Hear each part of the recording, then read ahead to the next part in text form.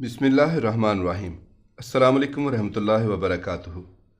मोहतरम नाज़रीन इकराम, अल्लाह रब्बुल आलमीन का बेमिसाल और आलीशान फरमान है कि जब मेरे बंदे मेरे बारे में आपसे सवाल करें तो आप कह दें कि मैं बहुत ही करीब हूँ हर पुकारने वाले की पुकार को, जब कभी वो मुझे पुकारे कबूल करता हूँ। लोगों को चाहिए कि वो मेरी बात मान लिया करें और मुझ पर ईमान लाएं, यही उनकी भलाई का बायस होगा। यह हमारे ईमान का हिस्सा है कि अल्लाह रब्बुल इज़्ज़त अपने तमाम बंदों की, ख्वाह वो नेक हों या गुनाहगार, आलिम हों या जाहिल, सब की दुआओं को सुनता है और उन्हें कबूल करता है। अपने अल्लाह रब्बुल इज़्ज़त से बराह रास्त बग़ैर किसी वास्ते के मांगने वालों को वो महरूम नहीं करता। मेरी ज़िंदगी में कई बार ऐसे मुशाहिदात और तजर्बात हुए कि मैंने नोट किया कि किस तरह अल्लाह ताला हमारी दुआओं को कबूल करने के हालात पैदा कर देता है और देखते ही देखते वो दुआ कबूल हो जाती है। कुछ अर्सा कबल एक दिन सुबह सवेरे मुझे अपने ख़ानदान की एक बेवा खातून के बारे में ख्याल आना शुरू हुआ कि ना जाने उनके क्या हालात हो गए होंगे, वो कैसी होंगी। वो मेरी दूर की रिश्तेदार हैं और काफ़ी मुद्दत पहले बेवा हो गईं। मैं उनके बारे में सोचता रहा और अपने आप को मलामत भी करता रहा कि मैंने उनको कितनी मुद्दत हुई फ़ोन नहीं किया, ना ही उनके हालात दरियाफ़्त किए हैं। जहन में आया कि अगर उनकी तरफ से फ़ोन आया, कोई फरमाइश हुई या उन्हें मेरी किसी मदद की ज़रूरत हुई तो मैं इंशाअल्लाह उसे ज़रूर पूरी करने की कोशिश करूँगा। असर के बाद उनका फ़ोन आ गया कि मैं कितने दिनों से सोच रही थी कि तुम्हें फ़ोन करूँ। दरअसल मुझे कुछ माली मदद दरकार है। मैंने फ़ौरन पूछा, हाँ हाँ बताइए, और फिर उसी वक्त मैंने उनकी ज़रूरत पूरी करने की हामी भर ली। फ़ोन बंद हुआ तो मैंने कहा, वाह मेरे रब्बा, तू कितना मेहरबान और शफ़क़त करने वाला है। तू कैसे कैसे असबाब बनाता है। आज सुबह तूने पहले मेरे दिल में एक ख्याल डाला और ज़हनी तौर पर मुझे उसकी मदद के लिए तैयार कर दिया और फिर शाम तक उसका फ़ोन भी करा दिया। उसके बकौल वो कई रोज़ से सोच रही थी और दुआ कर रही होगी कि अल्लाह ताला उसके काम का सबब बना दे। बिलाशुबा अल्लाह ताला ने सच फरमाया है, तुम्हारे रब ने हुक्म दिया है, मुझे पुकारो, मैं तुम्हारी दुआओं को कबूल करने वाला हूँ। मैं दुआओं की कबूलियत के सुनहरे वाक़यात के उन्वान से एक किताब मुरतब कर रहा था। उसमें एक खूबसूरत वाक़े ने मेरी तवज्जो अपनी तरफ मबजूल कराई। सच्ची बात तो यह है कि इस वाक़े ने ईमान ताज़ा कर दिया। उसका नाम डॉक्टर अहमद था और वो सऊदी अरब का मारूफ तबीब था। लोग उससे मशवरा लेने के लिए कई कई दिन इंतज़ार करते। उसकी शोहरत बढ़ती चली गई। दारुल हुकूमत में एक इंटरनेशनल मेडिकल कॉन्फ्रेंस का इनकाद हुआ जिसमें उसे भी दावत दी गई। उसकी खिदमात के पेश नज़र फ़ैसला हुआ कि वो उस कॉन्फ्रेंस में ना सिर्फ कलीदी मकाला पढ़ेगा बल्कि इस मौके पर उसे एजाज़ी शील्ड और सर्टिफिकेट भी दिया जाए। डॉक्टर अहमद अपने घर से एयरपोर्ट की तरफ रवाना हुआ। वो बड़ा खुश और पुरसुकून था। आज शाम उसकी तकरीम और इज़्ज़त की जाने वाली थी। ये सोचकर वो और भी ज़्यादा आसूदा हो गया। एयरपोर्ट पर वो मामूल की चेकिंग के बाद फ़ौरन ही हवाई जहाज़ में सवार हो गया। उसकी फ़्लाइट वक्त के मुताबिक परवाज़ कर गई। कोई आध पौन घंटे के बाद एयर होस्टेस से ऐलान किया कि हम माजरत ख्वाह हैं कि तैयारे में फ़नी ख़राबी के बायस हम करीबी एयरपोर्ट पर उतर रहे हैं। हमारे पास इसके सिवा कोई चाराकार नहीं है। फ़्लाइट बग़ैर किसी रुकावट और हादसे के करीबी एयरपोर्ट पर उतर गई। मुसाफिर जहाज़ से उतर कर लाउंज में चले गए। डॉक्टर अहमद भी दीगर मुसाफिरों के साथ तैयारे की फ़नी ख़राबी के दुरुस्त होने का इंतज़ार करने लगा। थोड़ी देर बाद एयरपोर्ट अथॉरिटी ने ऐलान किया, ख़वातीन व हज़रात, इंजीनियर ने बताया है कि फ़नी ख़राबी के दुरुस्त होने का फौरी तौर पर कोई इम्कान नहीं है, लिहाजा मुसाफिरों के लिए मुतबादिल तैयारे का इंतज़ाम किया जा रहा है। यह तैयारा कब आएगा किसी को इल्म न था। थोड़ी देर बाद नया ऐलान हुआ, मुतबादिल तैयारा कल ही आ सकता है। हम इस जहमत के लिए माजरत ख्वाह हैं।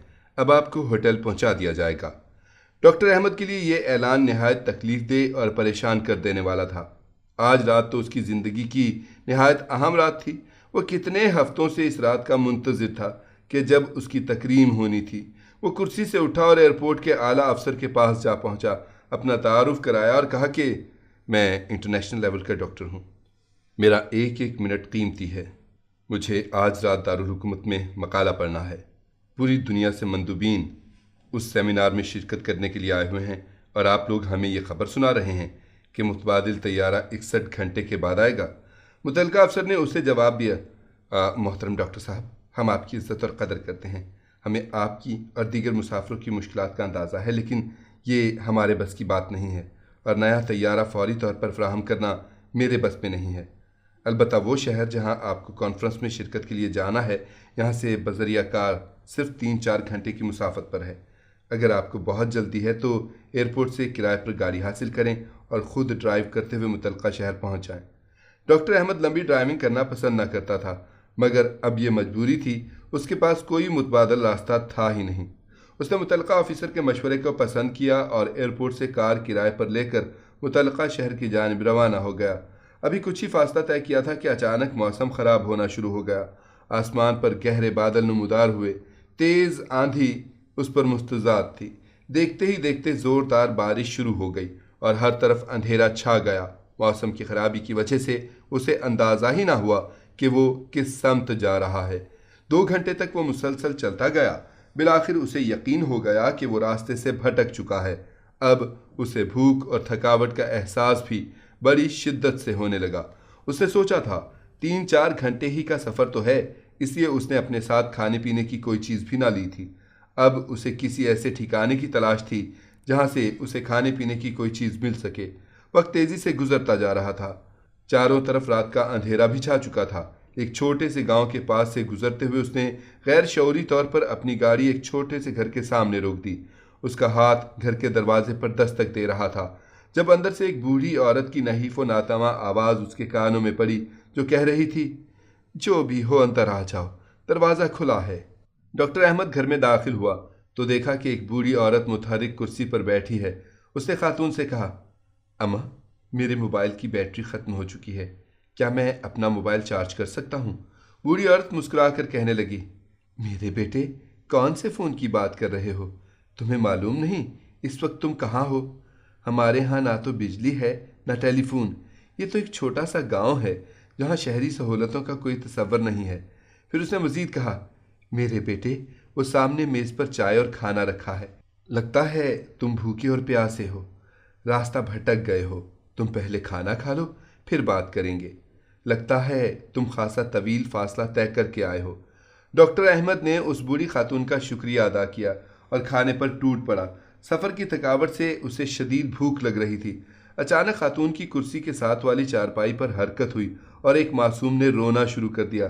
خاتون نے اس بچے کو تھپک کر سلا دیا اور اسے دعائیں دینی شروع کر دیں۔ وہ اس بچے کی صحت اور سلامتی کے لیے لمبی لمبی دعائیں کر رہی تھیں۔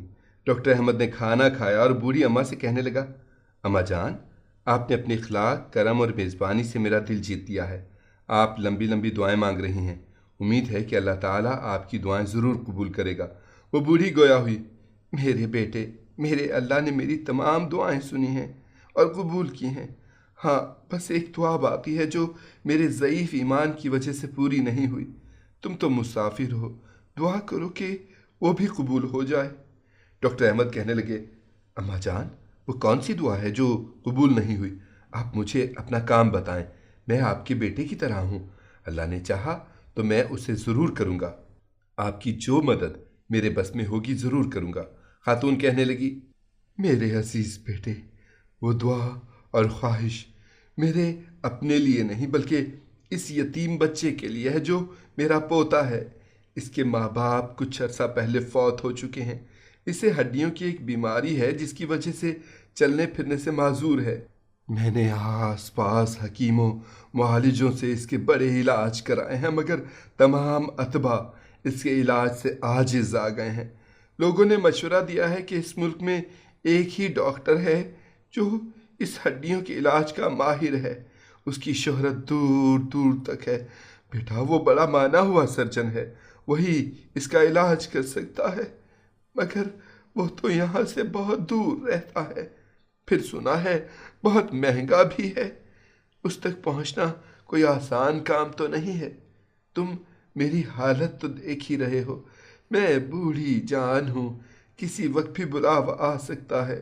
مجھے ڈر ہے کہ میرے بعد اس بچے کی نگہداشت کرنے والا کوئی نہیں ہوگا۔ میں ہر وقت اللہ تعالیٰ سے دعا کرتی ہوں کہ وہ کوئی سبب پیدا کر دے کہ اس بچے کا اس ڈاکٹر سے علاج ہو سکے۔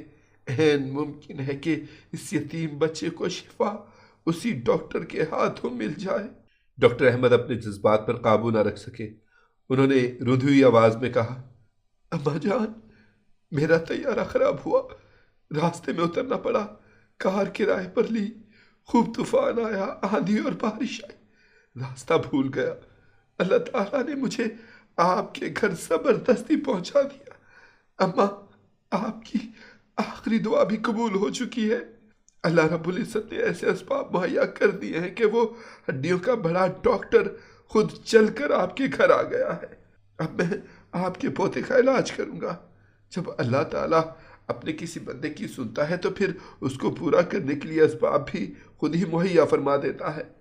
کائنات کی ساری مخلوق، چاہے وہ جاندار ہو یا بے جان، اللہ کے حکم اور اس کی مشیت کی پابند ہے۔ اس واقعے میں آپ دیکھ سکتے ہیں کہ کس طرح اللہ تعالیٰ نے زمین و آسمان کی مختلف قوتوں کو کام میں لا کر بوڑھی اماں کی دعا کو پورا کرنے میں لگا دیا۔ ارشاد باری تعالیٰ ہے، بے کس کی پکار کو جب کہ وہ پکارے کون قبول کر کے سختی کو دور کر دیتا ہے اور تمہیں زمین میں جان نشین بناتا ہے۔ کیا اللہ تعالیٰ کے ساتھ کوئی اور بھی معبود ہے؟ تم بہت کم نصیحت و عبرت حاصل کرتے ہو۔ سورہ نمل۔